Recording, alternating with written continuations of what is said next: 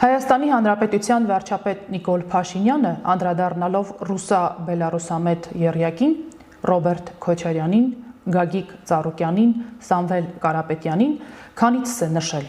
ընդդիմադիր սույն եռյակը, որը խոստանում է իշխանության գալու պարագայում վերաբնակցել նախաստորագրված խաղաղության փաստաթուղթը, այսպիսով Հայաստանին սպառնալու է նոր պատերազմով, որն էլ ըստ ամենայնի տեղի կունենա եկող սեպտեմբերին։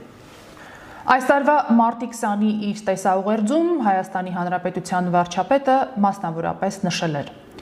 Քոչարյանի, Կարապետյանի, Ծառուկյանի ղեկավարած ուժերը հստակորեն արձանագրել են Հայաստանի եւ Ադրբեջանի միջև հաստատված խաղաղությունը վերանայելու քաղաքականություն։ Սա նշանակում է, որ նրանք գնում են պատերազմի դուռը բացելու ճանապարհով։ Սա աներկբայորեն նշանակում է ոչ միայն դուռը բացել պատերազմի համար, այլև անխուսափելի դարձնել։ Եթե նույնիսկ գնանք ամենալավատեսական կանխատեսումով վերաբնակցել հաստատված խաղաղությունը, նշանակում է վերափոխելու հնարավորություն ստեղծել այն ամբողջ բովանդակությանը, որը մենք բանակցային process-ի արդյունքում ֆիքսել ենք։ Հաստատված խաղաղությունը մի կողմ դնել նշանակում է բացել պատերազմի դաշտը առավել եւս այն խոսույթով, որ Քոչարյանի, Կարապետյանի, Ծառուկյանի ղեկավարած քաղաքական ուժերը այսօր գրեթե ամենօրյա ռեժիմով բարձրաձայնում են, որդեգրում են ու հանդես գալիս այդ դիրքերից։ Խաղաղության գործընթացի ռևիզիայով զբաղվելու մտադրություն ունեցող ընդդիմադիր տրիոն Տրուսը, Բալբեսն ու Բիվալին հայտնի ֆիլմի 3 հերոսները Չաղը, Ցանցարն ու Նիկուլինը արձագանքեցին ամեն մեկն իր մտավոր ունակությունների, հասկանալու կարողության, ինչու՞ չէ նաև փչացածության աստիճանի։ Քոչարյանը, Բալբեսը կուրծքը սկսեց ծեծել, թե Փաշինյանն է խաղաղության ամենամեծ թշնամին։ Մենք 44-օրյա պատերազմում չպետք է պարտվեինք։ Ինքն էլ կգա ու կբերի երաշխավորված խաղաղություն։ Բիվալին էլ դե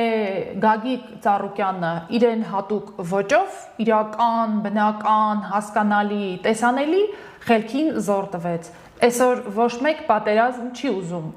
վրա բերելով։ Այսօր ոչ մեկը պատերազմ չի ուզում, պատերազմը խաղաղությունը դա ոչ թե ձևական, խոսքով, տեսական, որ ասենք ամբողջ բարձունքների ու ադրբեջանցիներ նստած թելադրանքով, այս պետք է տակ, այս պետք է կատարեք, մեր զորքերը կճանան, մեր զենք մենք չառնենք, իրենք ուժեղանան, այդտեղ խաղաղություն չկա։ Դա թելադրանք է։ Իսկ ես ասեմ այսօր, եթե հնարավորություն տրվի, որ մենք որոշել լինենք, որ այդ բոլոր նախադրյալները կա, անմիջապես դա խաղաղությունը պետք է լինի երաշխավորած 3, 4, 5 հզոր ազդեցիկ պետությունների հետ որպես դաշնակից հաստատություն կստորագրենք եւ ճանճը չի դզա այդ տարածքով։ Ամենաուշագրավը Տրուսի Սամվել Կարապետյանի շեշտենք ժիվոյ արձագանքներ,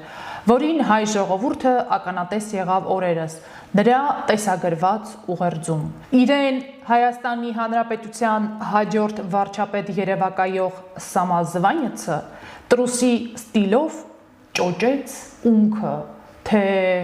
միթե պետք է թույլ տանք, որ Նիկոլ Փաշինյանը Հայաստանի համար եւս մեկ պատերազմ պարտվի։ Վարչակարգը մարդկանց վախեցնում է պատերազմով։ Նրանք նույնիսկ ժամկետ են նշում՝ սեպտեմբեր,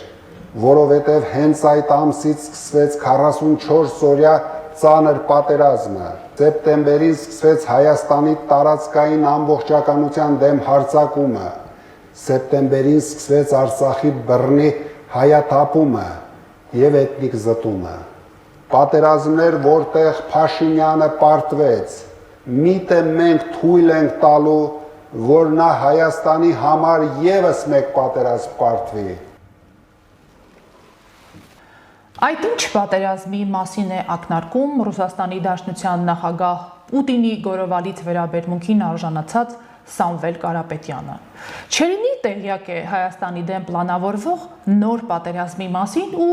ակամա բերանից փստացրել է։ Գուցե չի փստացրել, լավ էլ բաց ուղիղ տեքստով անոնսում է սպասվելիք պլանավորված պատերազմի մասին, կանխատեսելով Նիկոլ Փաշինյանի այն է Հայաստանի Հանրապետության պարտությունը։ Այդ պարտությունը, դատելով ռուսաստանցի միլիարդատիրոջ զգուշացումից, չի արձանագրվի, եթե Հայաստանի Հանրապետության վարչապետ դառնա ինքը։ Հիմա ով է պատերազմով սպառնում Հայաստանի քաղաքացիներին։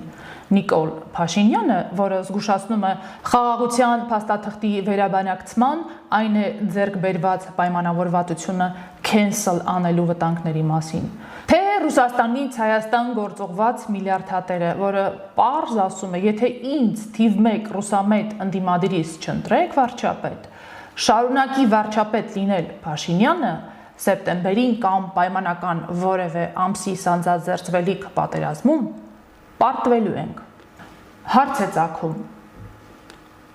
չլինի ծագումով հայ Սամվել Կալուժսկիի բերանով ու գավարիտ ի показывает Պուտին։ Իդեպ 44-օրյա պատերազմից մի քանի օր անց սեպտեմբերի 6-ին, երբ մարտական գործողությունները թեժ փուլում էին եւ պատերազմի ելքը տեսանելի չէր, Սամվել Կարապետյանը հայտարարություն տարածեց, որից տպավորություն էր, որ նրա դարդը ոչ այնքան Ղարաբաղն ու հրադադարն են, որքան հրադադարի հաստատումը Ռուսաստանին ձեռնտու տարբերակով ու պայմաններով։ Միայն Ռուսաստանն իրավունք ունի միջամտել Լեռնային Ղարաբաղի շուրջ իրադրությանը, մասնավորապես նշել էր ցանցառն ու հավելել.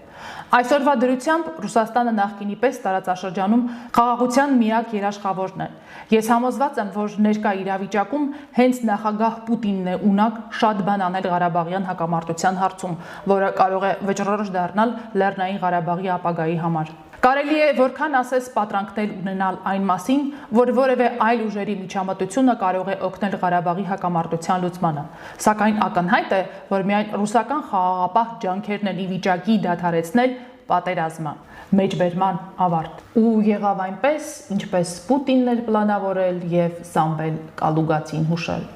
Խաղաղապահներն ի վերջո տեղակայվեցին Ղարաբաղում։ Սավպադենիե։ Հավանիր տեսանյութը եւ բաժանորդագրվիչ նորությունները բաց չթողնելու համար։